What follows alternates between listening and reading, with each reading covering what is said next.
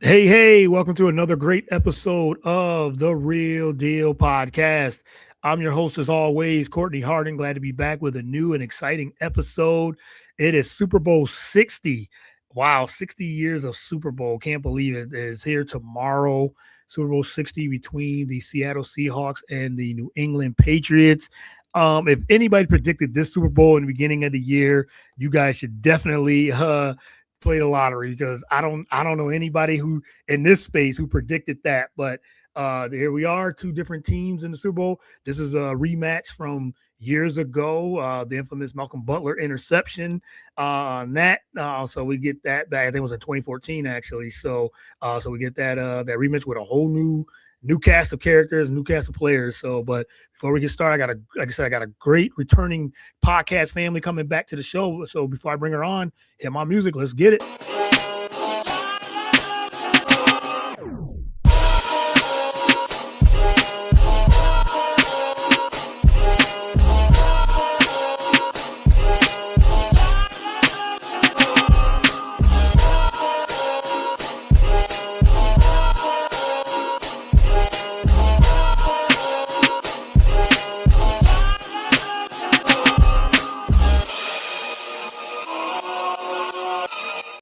All right. Once again, welcome to another great episode of the Real Deal Podcast. I'm your host, as always, Courtney Hardin. Happy Saturday, February 7th, 2026. It is Super Bowl 60.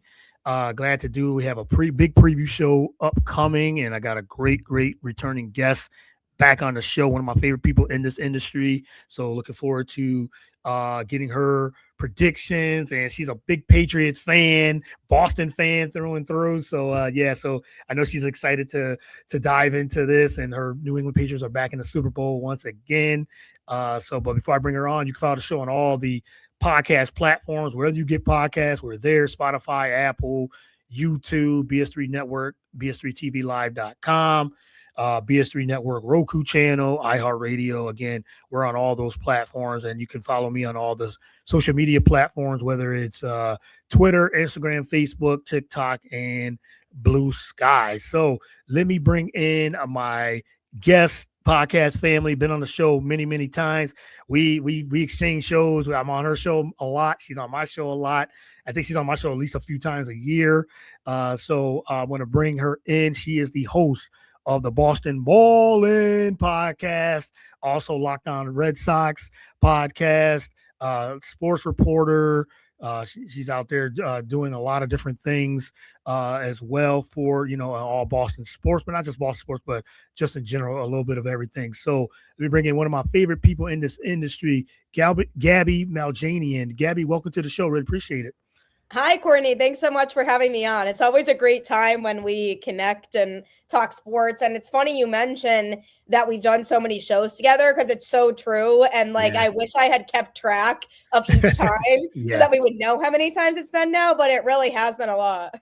It has been. I remember at one time it was 10, but I think we're past that now, at least 20 together. Because like I said, I've been on the Boston Ballin podcast multiple times, and you've been on my show multiple times. So again, welcome back.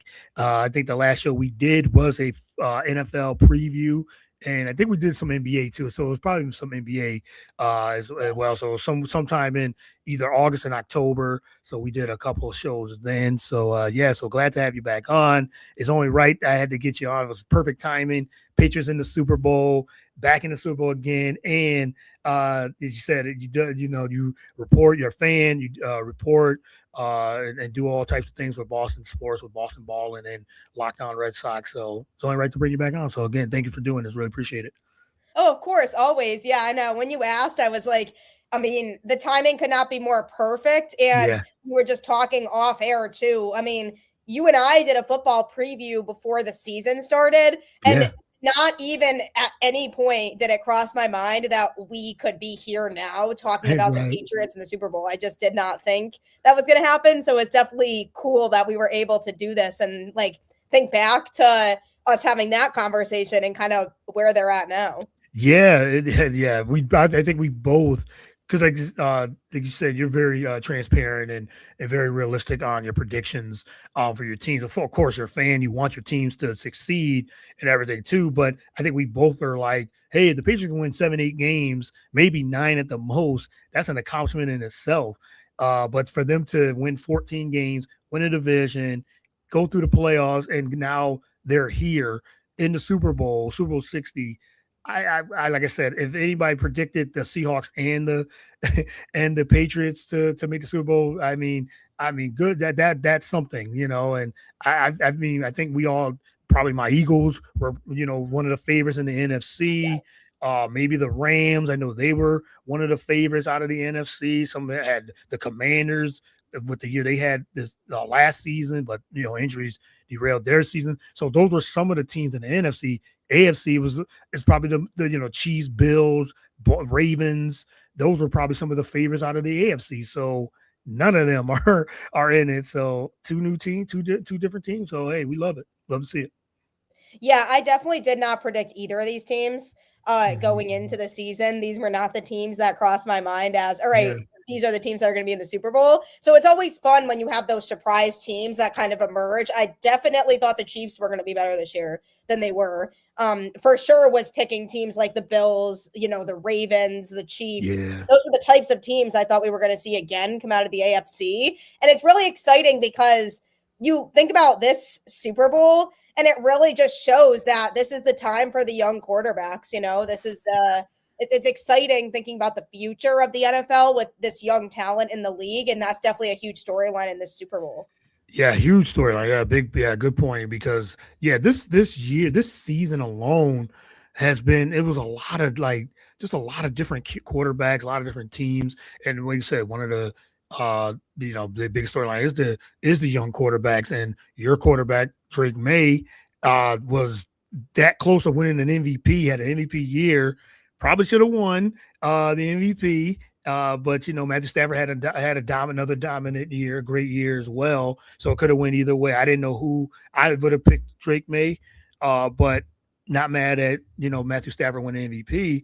But again, you had him, and you got the redemption story, and Sam Darnold, who was left for nothing, basically just dropped off, and now he's here. Had Minnesota just let him go after having a good year last year, and Seattle picked him up, and now he's in the Super Bowl. So, I mean, we'll get into the storylines in a minute, but yeah, it's been an interesting year, to say the least, and all the coaching changes now and things like that, and Mike Vrabel, coach of the year, and now he's here in the Super Bowl. About to win as maybe win as a player, and now might win as a coach too. Yeah, it's definitely really cool. And it goes to show that coaching is so important. And if you have the Mhm. right coach in your system, that can take you places. And I was really excited when they hired Vrabel. I was like, this is a guy who's familiar with winning and Yeah. familiar with the Yes. Patriots organization. And with the way that this guy talks in his interviews, like, I don't know if I've ever seen somebody who, really openly expresses how much they want to win more than him. I mean, this guy is just so would basically do anything to win a Super Bowl. And I think that's so cool because even at the beginning of the season, he mentioned I would do basically anything to bring this Patriots team Yeah. a Super Bowl ring this year. And I think that's a cool mentality to have. And I think that's been able to translate over to the players this year. I think he really has set this tone in the locker room of, them wanting to be there and them wanting to continue to push themselves throughout the course of the whole season. And I think that's a lot of what's led them here is I think he's just been a great leader for this team and a great guy to kind of instill that mentality of, we're never out, even if we're down, and we're here for a reason. And I think he made them really believe in themselves and have a lot of confidence this season. And I do think I give him a ton of credit for what he did with this team. Yeah, that's it right there. You're right. I think Vrabel and what his leadership, how he conducts. I mean, he did it as a player. He did it when he was coaching the Titans, and now with the Patriots. I mean, he won 3 Super Bowls with the Patriots. That Mhm. first with the Brady Belichick regime, and now he said he can make history as first year coach, 3 Super Bowl rings as a linebacker with the franchise, could make a unique history with one more win. He would be to become the first person in NFL history to win a Super Bowl as a player and a coach for the same team. That would be tremendous. But as you said, he brings that toughness of that to this team. And as you said, he'll well, no matter what it takes, he will do what his coaching style is. He'll bring that for the Patriots, and that's the blueprint of how they've been winning is through him. And Josh McDaniels, of course, too, as the offensive coordinator, back with New England as well, and they've unlocked something again. So if they win tomorrow, it could be something special again. And again, it just be like from Brady to Drake May, and Vrabel is the leader of this team, and he does his leadership skills. It translates to the team. Yeah, 100%. And it's really exciting to think about too, because this Patriots team has a young core. There's a lot of young players on this team, and that's why I didn't feel like they were going to go to the Super Bowl this year. I mean, I thought that this would be kind of more of a developmental year because new head coach, Drake May in his second year, still lots of young talent on the team and them kind of establishing themselves and finding that identity. But the fact that they far exceeded expectations this year, to me, really says a lot about how good the future is and how excited we should be as Patriots fans, regardless of how things turn out tomorrow. We should still be really excited about where this team is at and what things could look like moving forward. Yeah, for sure. You guys got definitely a nice young core. And as you said, no matter what the result is tomorrow, win or lose, they have a team that they can build on and continue to keep building, moving forward. So again, they weren't down for too long. When Brady retired, left and retired, and Belichick leaves, they weren't down to that much long. And now they're back in it, and now it can start something new with this young core. And maybe get to multiple Super Bowls. So we'll see what happens. So speaking of that, let's talk about the game in itself. Like you said, Patriots are taking on the Seattle Seahawks. This is a rematch from 2014. And the last, now they did play last year, two seasons ago in 2024. That was their last meeting. Just looking at some of the stats, Seahawks won 23-20 in overtime. Totally different teams from there as well. But talk a little about on the Patriots side, some of the storylines you're looking forward to, and some of the keys that you're looking for what the Patriots must do to beat the Seahawks. Yeah, I think the defense has been a huge storyline of the playoffs for the Patriots. I mean, that really is the driving force behind them getting to where they are. That defense has been stellar throughout the entirety of this postseason, and they've faced some really tough defenses along the way, really. I mean, they've faced top 5 defenses in this entire playoff journey so far. I mean, the Chargers defense, no joke. The Texans defense, no joke. I mean, the Broncos defense, I mean, you name it. They've faced some really tough defenses, but their defense was also able to match up to that. And that's, to me, what's been the most impressive thing to me is I feel like if that defense continues to play the way that they've been playing, they can win this game because that was what kept them in all those other games was the defense in particular. So I have to give a lot of credit to them for really stepping up. And, even in a tough road environment in Denver, a lot of people were hesitant about how the Patriots were going to look because, they had those other playoff games under their belt, but those games were at home. So now it's like, all right, are they going to be able to go on the road and deal with that adversity that comes with playing in a place like Denver? Obviously, the number 1 seed in the AFC for a reason, a team that was really good all season. Obviously, it's unfortunate that Bo Nix got hurt. And that definitely, I think, changed the trajectory a little bit. But even still, I was like, I'm not sleeping on the Broncos without Nix. I think, they can still win this game. So I was like, how are the Patriots going to respond to that? But that defense just didn't even skip a beat. It was like they didn't even look any different from how they had looked the couple weeks prior. So that going into this game is going to be a big thing for me. If the defense can buckle down and play the way that they've been playing, and they can do a good job of containing Sam Darnold, I think they have a good shot, because I think, they can keep it close if their defense is doing what they've been doing. That being said, though, the offense has to be a lot better. Yeah. Drake May and company have struggled to really get things going offensively. I would like to see them establish their run game a little bit earlier in this game. In the AFC Championship game, they couldn't really get the run game going. And they have a really strong running back duo of Ramondre Stevenson and Travion Henderson, who both have been really good this season together. And that has really been the driving force behind a lot of their success on offense.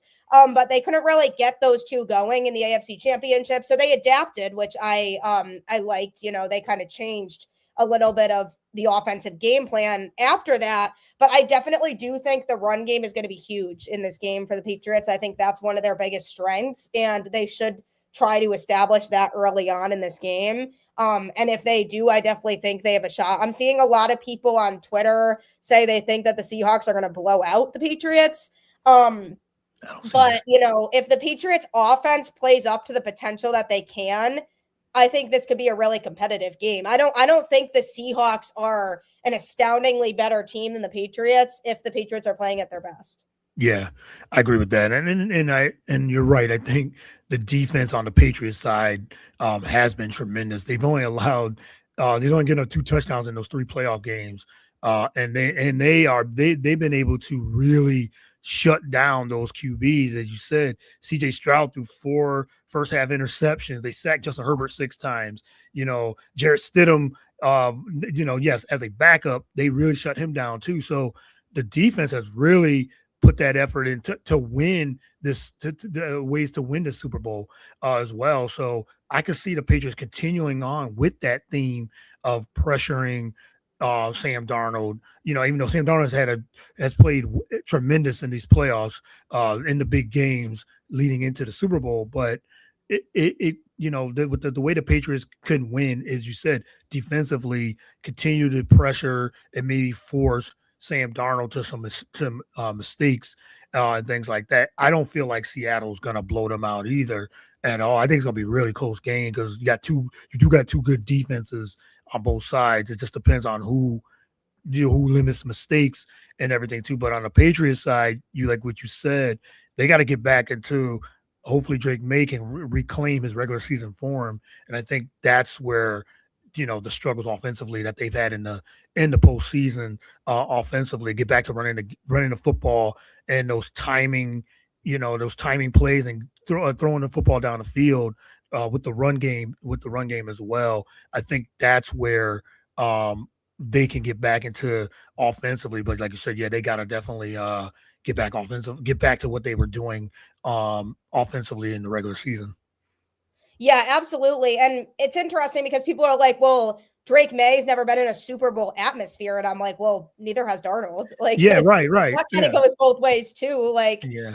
And people were saying that about the playoff environment. And I was too. I was like, this is a young Patriots team. They're not really used to that playoff atmosphere in general as an overall team. And there's a lot of players on this team who have never experienced that before. So that is always something you think about when you're a younger team going into the postseason, is how are they going to be able to deal with that, with the added pressure that comes with playing in a postseason game. And the fact that they've been able to show it all throughout the course of this postseason, that they can find ways to win. That's what has me optimistic. And obviously, when we talked about the offense and how they just need to be a lot better, they were still finding ways to win. And it's about just, finding a way to win. And that's exactly what they've been doing. And I do think this game, it's going to be tough. This is definitely not going to be easy. I think the Seahawks are the most complete team that the Patriots will see in this postseason. I mean, they looked really good against the Rams. They did. By the way, I thought the Rams were going to win that game, and that made I did too. I was like, I have no interest in dealing with Matthew Stafford in the Super Bowl. I just don't have interest in doing that. So I kind of wanted Seattle to win because I think I would have been a lot more nervous about playing the Rams. I mean, been there, done that for them. Matthew Stafford with the season he's having, I just was not really happy with the possibility of that. So I was like, at least with Seattle, you can feel like it's a little bit more of an even playing field in terms of the experience level when it comes to going to the Super Bowl. So both teams are kind of equally going to be nervous, I'm sure, going into this game. But I feel like something this Patriots team has that I've really appreciated all season long is that they really do have that next man up mentality. And that's, again, something I think Mike Vrabel has instilled in this team is just like, this team just has chemistry. And I think that's something that, they can use as motivation going into this game.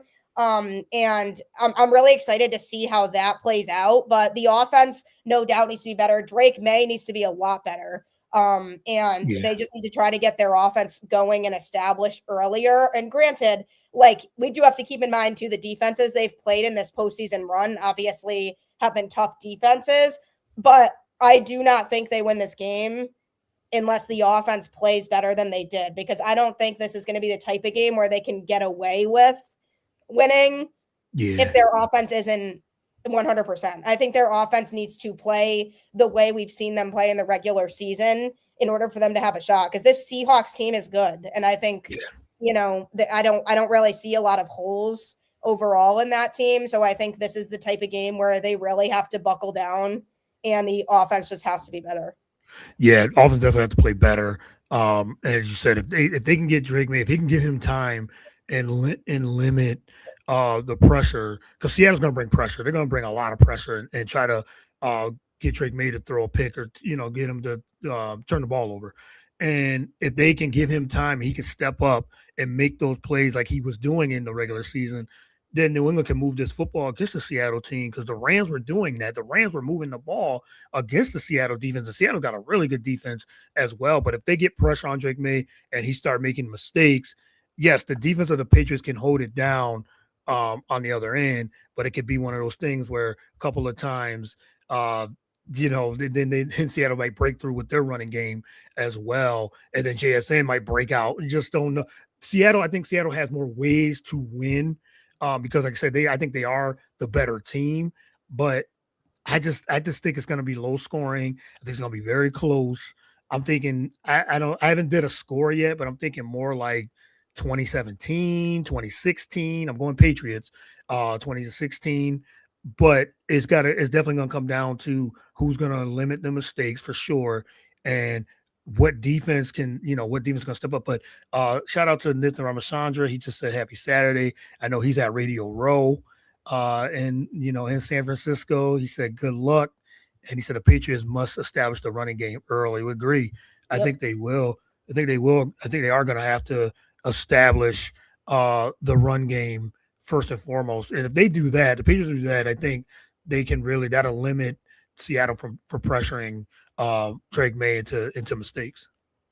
Yeah, absolutely. And I mean, this shouldn't go unsaid either. The Patriots offensive line needs to be better. I mean, Drake May didn't have the longest amount of time to throw that he could have had in this playoff run so far. There's some young offensive linemen on this team too.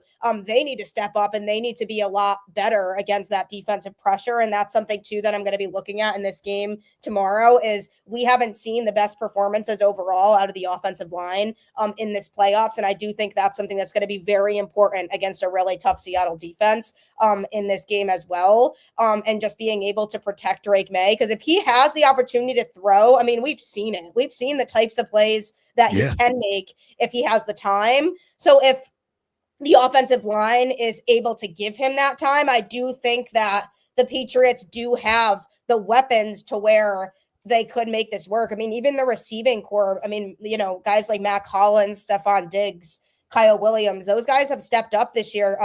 And then even like Kayshon Boutte, he's another one who has really stepped up this year too. So you have guys who are stepping up at that level. It's just the offensive line needs to be able to allow May that opportunity to make those types of plays. So I do agree with you. I think if you're looking at these two teams on paper, Seattle has the edge in terms of like just the overall quote unquote better team. But I do think it all comes down to execution. And if the Patriots can force more mistakes, if their defense continues to do what they do and the offensive line is a little bit better and the offense is a little bit better, I do think that they can win this game. I do too. And yeah, and I think with Ramondre Stevenson and Travion Henderson, they got to get Travion Henderson back into. He's one of the players on the Patriots. I think that they need some explosive. If they need some explosive plays, he's been the guy. Now they didn't utilize him in the last game, which I was very surprised by. But then Ramondre Stevenson has been back healthy. He's their workhorse back. But Travion Henderson, he brings a different dynamic in that run game. And if they need something, something going, I hope Vrabel can give him, because I think he only had 4 carries the last Yep. game as well. So they didn't utilize him, didn't really need him much. But if you needed something with some explosive plays, that he's one of those guys. And you talked about Kayshon Boutte and Stephon Diggs, especially Stephon Diggs shots down the field. It could be one of those Hunter Henry games too, where he breaks open. Next thing you know, he's got 2 touchdowns and everything too. I just remember him because I think I He had him does on my. have those types of Yeah, games. he does have those types of games. These are those types of games where if Drake May is struggling and he needs a security blanket, okay, go right to the tight end. If the running game's going, go right to your tight end, and that's where your tight end can get those targets. And then next thing you know, Hunter Henry's got 5-6 catches for 70 yards and 2 touchdowns. It's like, oh, there he is. So anybody's playing fantasy football, or you got prop bets and all that, because I know that's all going on as well. Check out what Hunter Henry. I've been saying that he can actually get one of those games, get 50+ yards and a touchdown or so, and then next thing you know, he's their weapon that can help Drake May as well. So, but what's the one thing for you on Seattle that you're afraid that they could expose New England? Any of the weapons they have? What do you think? A couple keys for Seattle that you think that New England might struggle with tomorrow? Yeah, I'm definitely nervous about Seattle's defense overall. I Mm, think it's going to be really difficult if the Patriots aren't able to establish their offense early on. I think it could be a really long night for them. This almost feels like the type of game where the Patriots need to score first to kind of yeah, establish right. that momentum and make themselves comfortable against that defense, because I do worry that with Seattle's pressure, I do worry that the Patriots run game, it may be a little bit more difficult to try to figure out early on than they might want it to be. And we did see them adjust to that in the AFC Championship game. They kind of tried to move away a little bit from the run game, but I mean, they still weren't able to score a lot. And because that's their biggest strength, I would say, overall offensively, I do worry a little bit that Seattle's defense could be all over that early on in the game. And I would be Oh, interested in seeing what the Patriots' plan is to be able to adapt to that. yeah, So that's a big thing that I'm looking at in this game, is I could see Seattle's defense being all over that Patriots run game early. And if that's the case, the Patriots could have a tough time in this game because yeah, I think they can adapt to that. I think they can try to change up the offensive scheme a little bit, but their offense really isn't where it is right now, and they're not in the Super Bowl right now without that run game. So I do think, and also with Drake May, especially, I think like him, because of the fact that he overall hasn't been great and super effective in this postseason, if he starts to play at all like he played in these last few games, Seattle's going to be all over that too. yeah, And that's kind of the biggest thing that I'm concerned about. I think from an offensive perspective, Seattle's offense is good, but it's not really anything the Patriots haven't seen before. I mean, they've seen that defense has had to see good offenses before. And I do think if the Patriots defense can kind of limit Sam Darnold and, shut down his opportunities a little bit, I do think they can control that offense a little bit more. My main concern has to do more with, can the Patriots kind of generate their offensive scheme early that they're used to and they're comfortable with? Because the minute Seattle tries to get all on top of the Patriots run game, that could rattle the Patriots a little bit. And I could see it yeah. being a situation where they're lost offensively and they can't really get anything going after that. And that's a little bit of a fear that I have. I mean, even in Mm, that game against the Texans, they were kind of lost offensively for a lot of that game. And they were lucky they pulled out a win there because the defense was as good as it was. But as soon as they're not able to do what they're used to and what they're good at, Drake May and company get a little bit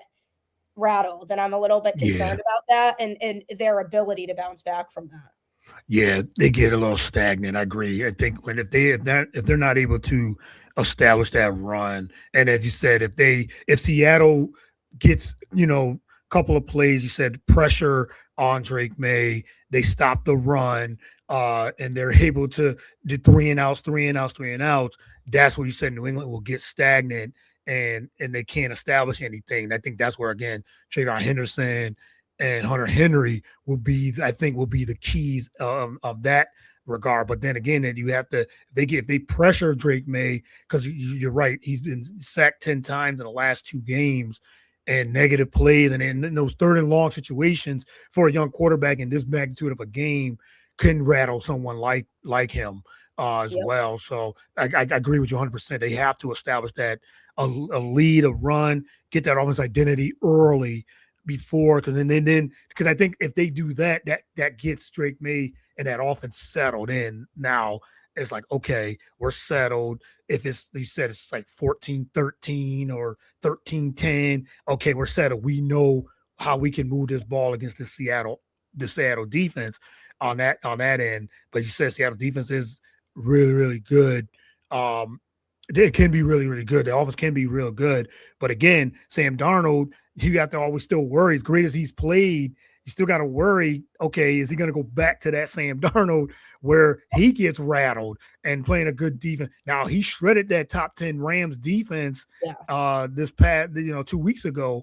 So they can move the football. But I think, again, they're another team that they get their running game going with Kenneth Walker, and they get that going. That opens up everything. I mean, JSN was unbelievable this year. He's a weapon. So I think that's another key for Seattle, or for how New England's going to be able to. They got to stop JSN, because you said he can get open. He breaks plays. Like he's a playmaker. So he's another guy that can really break this game open. So there's a lot of keys in this game, but they were able, like I said, to move the ball against the Rams. So this Patriots defense has been very solid. So it's going to be a chess match. It's going to be a really good matchup for sure.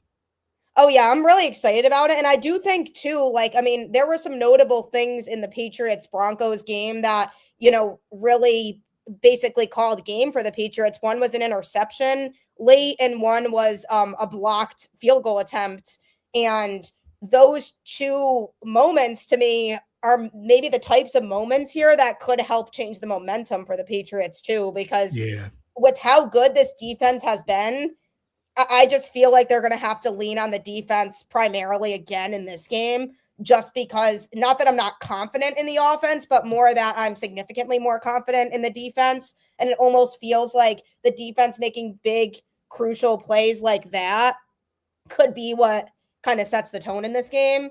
And if the Patriots are going to win this game, they might need, like a big, massive defensive player to kind of help work things in their favor. But I do worry that if they go down early, like if they allow like an opening drive touchdown, for example, or something like that, then I worry that they're going to be a little bit rattled, and then they might lose focus on their game. So I do feel like this has to be a game where they get comfortable early, have a big defensive stand to start, whether they have the ball first or not, their first offensive drive has to be positive. Like they can't go 3 and out on their opening drive, because I feel like that's, to me, they would get in their heads about that. And that's just not what you want when you're already dealing with a team that has primarily players who have never seen a Super Bowl stage before. You want to be able to like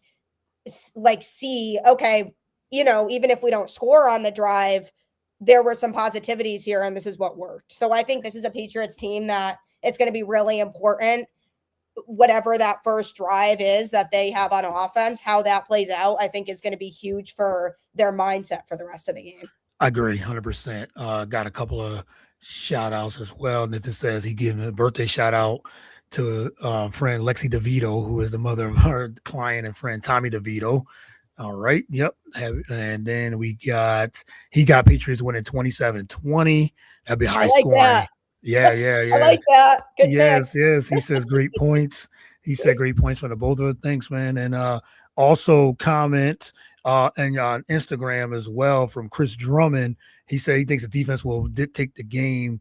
Defensive touchdown maybe be the difference. That's true. We just talking about both of these defenses are very solid as well. So yeah. So all right, prediction. Since we broke down the keys and things like that, like I said, I got the Patriots winning. I think they win a close game. I think it's not going to be high scoring at all. But I think it's going to be one of those defensive match. I think the Patriots will make just enough plays, make a defensive stop and a stand. I got Patriots 20-16. What do you say? Your prediction and your score? Yeah, I also don't think it's going to be high scoring. I mean, I don't trust this Patriots offense right now to put up a lot of points as it is based on what I've seen in the playoffs so far. And I think Seattle's defense is really good and is going to be able to limit the scoring. But I can also say the same thing about the Patriots defense. I think with how well they've been playing, I think they also will be able to limit the scoring. I think this is going to be like a 3-point Patriots win. Like I think this is going to be a come down to the wire, very similar to how the Broncos Patriots game played out, where the Patriots just made, one more play than the Broncos did. Like they did just enough to win the game. And I think this is going to be that type of game. I could picture this being a game where the Patriots, make like that big defensive play towards the end to seal it. I'm just picturing like something like that playing out where the Patriots defense just comes up really big to seal this game at the end. I'm thinking like a 17-14 win. Like I'm thinking even like that low scoring. Yeah, definitely. And I think the over under, I think it was 45, I believe. Last I saw 45, 46. So I can see it going under that as well. So as I said, I got it 2016. You have 17-14. I don't think it's going to go over 40, 45 or 46 points for that. I'd be surprised if it does. Yeah, me too. I would be surprised if it gets into one of those shootout type of games. And the next thing you know, like, oh, man, we were all wrong. We thought it was going to be a defensive game. Here it goes 31-21 or something like that, 31-28. Like, okay, if the score at halftime is like high, then I would genuinely be surprised because I'll be like, yeah, this is just not how I thought this game was going to go. Like, yeah, right. I mean, yes. I think the defenses are going to be the story. For sure. I do too. I agree. And yes, Darnold the kid, yes, he put up the numbers against the Rams, 340 something yards and 3 touchdowns from before. Drake May can carve up a defense too if he, like I said, gets time and gets back to the MVP football he had. So yeah, I mean, I wouldn't be surprised either way, but I think it's gonna be very defensive game as well, for sure. But so what do you all right, let's move on to the Hall of Fame and your beloved coach and owner, Robert Kraft, Bill Belichick, Robert Kraft, former coach and owner, and now still owner Robert Kraft, didn't make the Hall of Fame. Shock on both, really, especially Belichick, and all that would happen in that. There was a lot of backlash and a lot of things happened. As I said, when I knew you were coming on the show, I was like, oh, this is perfect timing. We got to definitely talk about this and everything too. And so what was your thoughts on Belichick, one of the greatest coaches of all time, arguably probably the greatest coach of all time, not making the Hall of Fame, first ballot? And like I said, there's a lot of personal things going on. I know they talk about Deflategate and Spygate, and that's going against him and all this. But as a fan of the Patriots for a long time, what do you feel about Belichick not getting in the Hall of Fame and the owner Robert Kraft as well? Yeah, first of all, talk about mixed emotions for Patriots fans because it's like we're riding this high because our team is going to the Super Bowl in a year in which nobody thought that they were going to be in the Super Bowl, right. Included. So everybody's like super excited about that. Then this Hall of Fame news comes out about Belichick, and it's like, all right, like some of that emotion just went down a little bit because it's like we're still excited about being in the Super Bowl, but it's like, what the heck just happened? Right. I've never seen Bill Belichick get more respect in his career than he got from like the entire football community of fans, media, people alike, like former players, like the number of people who were coming forward to give Bill Belichick that respect that never really gave him that during his career. It was so funny. I was like, this is crazy. Like, now we have people who like are known Patriots haters that are coming out and saying this is crazy. Right. Like, why is Belichick not in the Hall of Fame? I was rattled. I would say that's like the best way to describe how I felt when that first broke, was like, what is happening? What's Like, happening? why? Right. It's crazy and it's stupid that he's not. Yes. Like, it's just, if Bill Belichick isn't a first ballot Hall of Famer, then what does a coach have to do to be a first ballot Hall of Famer? Yeah. That's a little bit why I'm confused. And it was funny because somebody tweeted like, wow, imagine what Tom Brady could have done if he had a Hall of Fame head coach throughout the course of his career.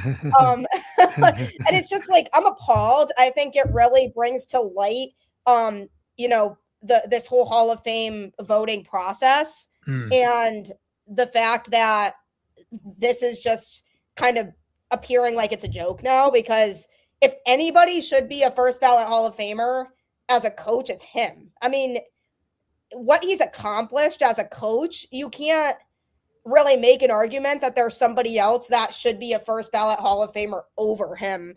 And I mean, not to mention Robert Kraft either. I mean, what he's accomplished since owning the team. And I mean, even like this season alone, and like what the Patriots have done this year should have made Kraft a shoo-in too. I just feel like that duo of Robert Kraft and Bill Belichick and what they've done together with the Patriots organization is undeniable. And to me, I kind of want to know if, there was some sort of, if it was like a Patriots bias, and that's why definitely they aren't in. Because I mean, it sounds weird to say that, but I genuinely do have this thought in my head of, is it because they just don't like the Patriots? And it makes me really concerned for Tom Brady, his first go around, because obviously it's undeniable that Brady should be a first ballot Hall of Famer, but are they going to once again, pull this again? And is it truly because there are people who just genuinely don't like the Patriots, so they just don't want these guys in the Hall of Fame? I think that's exactly what it is. When I first heard this, and I was thinking, wait, what? This has got to be a joke. This has to be, like, okay, maybe somebody made a mistake, or anything like that. But I was thinking, what happened? Like, what's going on? So then things were coming out about, Bill Polian had something against, the Patriots and Bill Belichick. This is a lesson learned. I heard then some other voters said, well, I assumed Bill Belichick was in, so I didn't vote for him. That doesn't give you, like, you should just vote anyway. So that just says that you should get your Hall of Fame vote taken away. You now should not be voting for the Hall of Fame and everything like that. I love what Jimmy Johnson said, former Cowboys coach. He's like, what's it that we need a Hall of Fame then if Bill Belichick, he's like the head of the class. He said, we're all in, and Bill Cowher came out and said something, and he said, we're all in, but if Bill Belichick's not in, he's the cream of the crop. He's the top dog,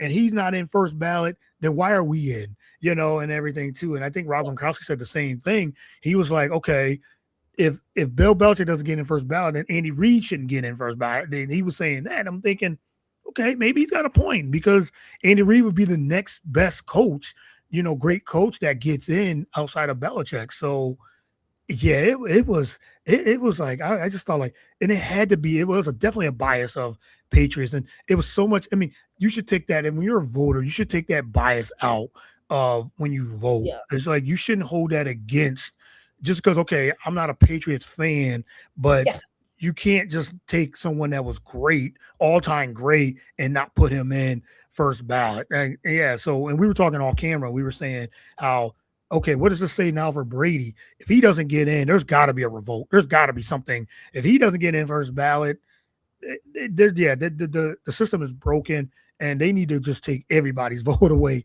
They should all just be like, just not even vote at all if Brady doesn't get in. But there's concern. There's true concerns with Belichick not getting in, and now if Brady doesn't, there's a big concern now with Belichick not getting first ballot. Yeah, it's just so funny, like how many tweets I saw that night, and I was like, so many people are coming forward. Like, this is telling. Like this is like the first time I've seen like the football community or sports community really in general this united on something maybe ever. Like, and it's Yes. like, it's so funny because it's like how do you take it seriously moving forward, like the process? And if people can't put biases aside, then they shouldn't be voting. They shouldn't be voting. Yeah, exactly.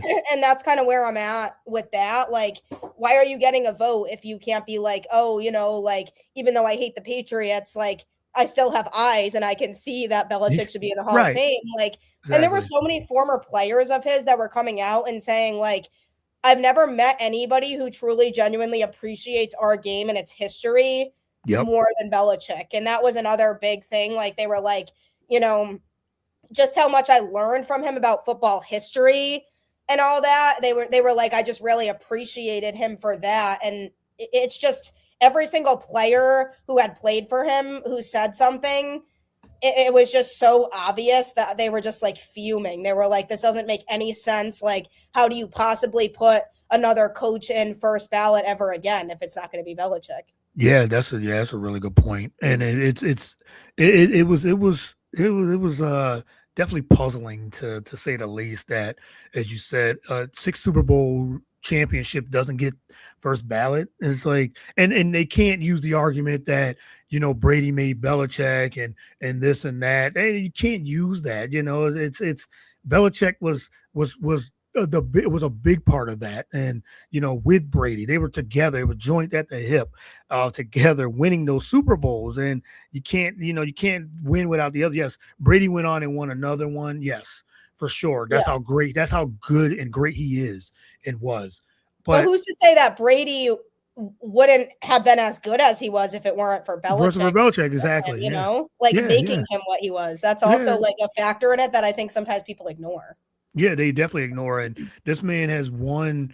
Belichick, as you said, he's one of those guys that I think Jimmy Johnson said it. Like, you just even Nick Saban, when they were, I think they did I don't think it was a show, but they did some things like, you got two great football minds that bleeds and breathes football. And as they said, Belichick, he's a football mind. He does, he knows his football probably more than anybody on this planet.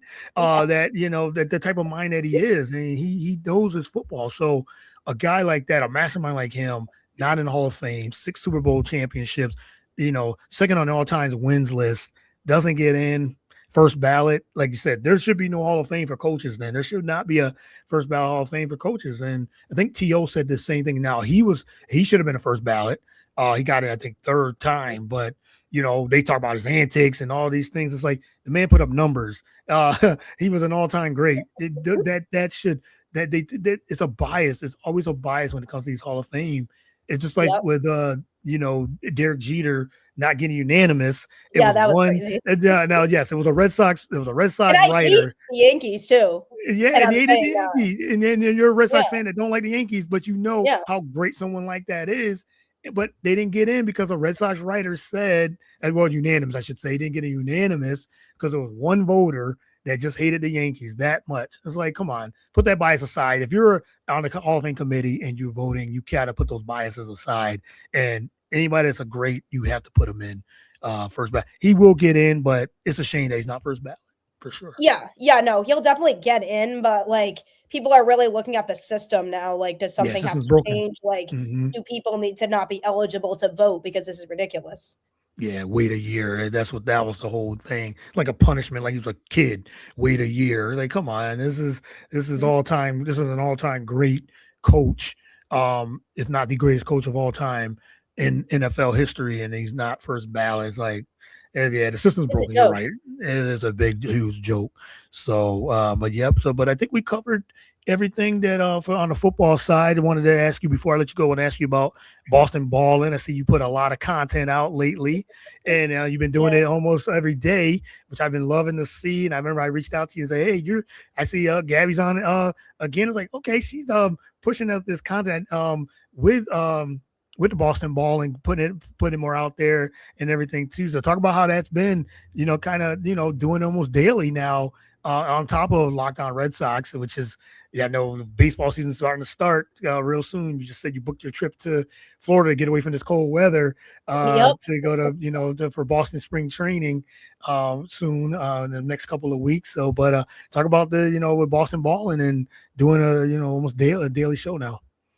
Yeah, it's been a lot of fun. I kind of thought about it and I was like, and I do love doing Locked On Red Sox and I love talking about the Red Sox every day, but I Yeah, really got to this point where I was like, wow, I really miss doing Boston balling regularly because it allowed me to talk about all the teams and not just baseball all the time. yeah, Um, so I was like, you know what, I want to like bring it back in a deeper capacity. And it used to be once a week, but I was like, I could like change the format and do it a little bit differently.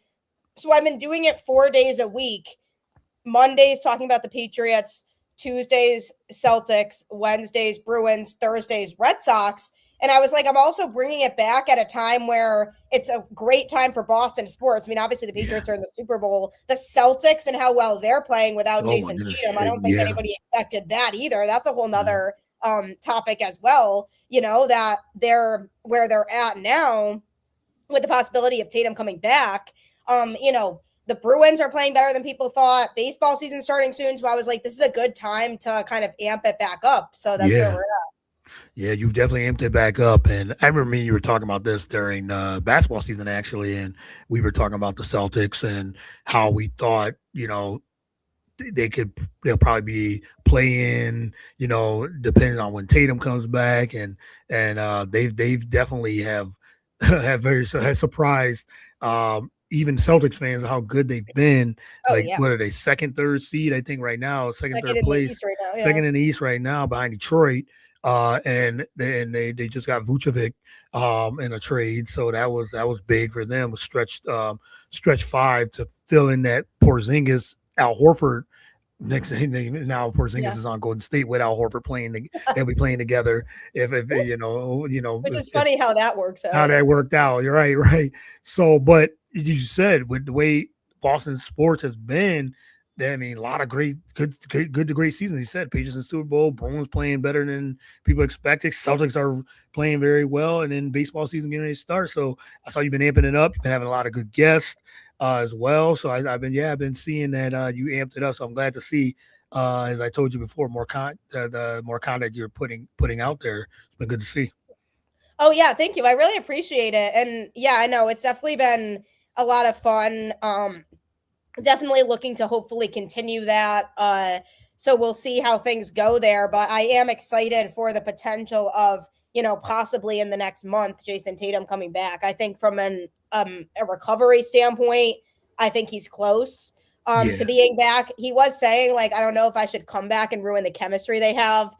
So we'll kind of see how that plays out. But if I'm other teams, I do not want to see the Celtics with Tatum coming back based on how they look No, right now. no, they do not want to see the Celtics out of the Knicks, the Pistons, and like those top team Cleveland.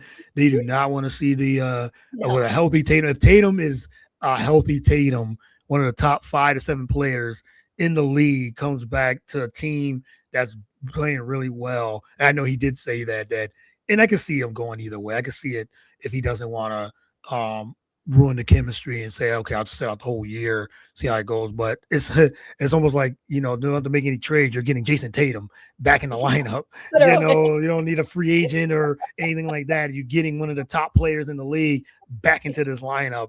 They're dangerous. They're dangerous even without him, but even more so with him, a healthy Tatum. And if he's, like I said, if he's back to the 7 rebound Tatum, and don't, and like I said, the chemistry still is there. It just shows how good Coach Mazzulla is of managing and coaching this team, and how he's got these guys playing at a high level and bringing Tatum back in. I think it'll be seamless. I think they're dead. So it's gonna be scary team. Yeah. Good luck, everybody, in Yeah, that good case, luck. everybody else, because I'm Good definitely luck. looking forward to it. I mean, and also even like just the fact that at first when that injury happened, people thought there was no chance he'd come back at all this season. Everybody thought it Yeah, would be at least he'd be out for the year. right. Um, so the possibility of him coming back is definitely exciting for the fans, and I'm really excited to see how it plays out because Jaylen Brown definitely has been putting forth a ton this year without Tatum. So I give a lot of credit to him too for, basically putting this team on his back all season long. So if Tatum comes back for a playoff push, everybody else better be careful. Be careful, better watch out. Yeah, as long as everybody's healthy. And as you said, getting Vucevic, I thought was a big move. Yes, defensively, it hurts. I mean, because he's not, Yep. he's not as good defensively, but he's a stretch five and a body that can score 15, 18 points really very good very quickly. So he can Mazzulla just implement him in, and he'll play the Porzingis role without the defense, but he'll have to play like kind of like Al Horford, and even Al Horford was good defensively too, just the age. But yeah, so he'll definitely play, and he stays healthy, and Vucevic stays healthy. He's a healthy body. So yeah, just another big that they needed. They did So need it. Yeah, that was yeah. their clear need at the deadline, and they Mm-hmm. they got it. So that plus maybe Tatum coming back, they definitely have a good shot. Good shot, great shot to come out of the East. So we'll definitely be talking about more Celtics and everything. Yep. But as I said, I'm glad to that you're putting out more content with Boston Ballin. And thanks again, Gabby. Always a pleasure having you on. Except it was just perfect timing. I always do a Super Bowl preview show, and your Patriots got in, so I was like, oh, yeah, Gabby's the guest. That was no question. Just I wanted to make sure that you were available, and you was like, yep, I'm available. Yep, I think I was so we excited. we planned this 2 weeks ago anyway. I was going to have you on the show anyway, but it just made sense to say, hey, let's do a Super Bowl preview, and here we are. So, but best of luck with the Patriots tomorrow. I'm sure you'll be locked in and glued in, but And stressed. Yeah, yeah, and nervous. stressed and all that. Oh my goodness, that's Yeah. one thing. I mean, Eagles last season, I was stressed. I was at a Super Bowl party with a lot of Eagles fans, and we were stressed. And then, but then when the Eagles jumped up on the Chiefs big time, and we were like, okay. But again, you've been through this multiple times, so Yep. you know how this goes and everything too. But good luck. But before we go, let everyone know where they can follow you, what you got coming up within the next week or two with Boston Ballin and Locked On Red Sox as well. Yeah, so I'm kind of available on all social media. You can follow me on Twitter at Gabby Maljanian. Both of my shows are on Twitter as well at LO_Red Sox and at Boston Balling. You can also follow me on Instagram at Gabby_Maljanian10. You can follow both of my shows on any podcast platform, including YouTube. So with baseball season coming up, definitely have some exciting player guests lined up for Locked On Red Sox. Boston Balling, also some fun people coming on who cover the Celtics and Bruins that I have coming up in the next couple weeks that are going to be talking about, what the outlook is for the rest of the season for those teams. So definitely looking forward to it, and you definitely won't want to miss it because, like I said before, this is a fun time to be a Boston sports fan, and it's always fun when multiple teams are playing well and exceeding expectations, and that's been the big theme around Boston. I would say right now is just everybody's exceeding expectations, and that's a good thing. Yeah, that is a good thing, and like you said, that's it's always good when the city that you live in, the teams. You said Boston's a big sports city. Philadelphia's a big sports city. When all the teams are doing well, it makes the city and things to talk about much better. I mean, Philadelphia not so much this year. I mean, Eagles, they disappointed. The Sixers, we'll see what happens. There's some optimism there, but Flyers are terrible, and Phillies didn't really do much in the all season either. So we'll see what happens on that front. But definitely gonna have to get you on. Phillies are still good though. The Phillies, they'll still be good. Roster. Yeah, they did. They'll still be good. They just run in the back with the same team, and I know fans are upset. I was just talking about that, and you just had Casey Hudson on, so shout out to her, Nesson's Casey Hudson. I've had her on a couple of times on here as well. So but yeah, looking forward to the guests that you're about to have and that you're gonna have and everything. So looking forward to all the content, and we'll be doing this again, I'm sure, before baseball season happens. Absolutely. So enjoy that Florida weather and with the Red Sox, and jealous that I want to go back to Florida. So I'd have to talk to my wife and say, your birthday's coming up. You want to go to Florida in March or so? In March, April, and then you watch some March Madness or something like that. We can definitely in some baseball. We can definitely do that. But yeah, just float the idea by her. Maybe she'll say yes. I know she might. She loves Florida, so yeah, that wouldn't be hard. Just finding some good ticket prices for sure. Yeah, that's the only thing. But Florida's only a couple hours away flying, so yeah, we might. Yeah, not bad at all. 2-hour flight, 2-3 hour flight. That's perfect. But yeah, thanks, Gabby. Again, I really appreciate it, and we'll talk in a couple months. Yeah, thank you so much. All right, you have a good one. You too. Bye. Yeah, bye.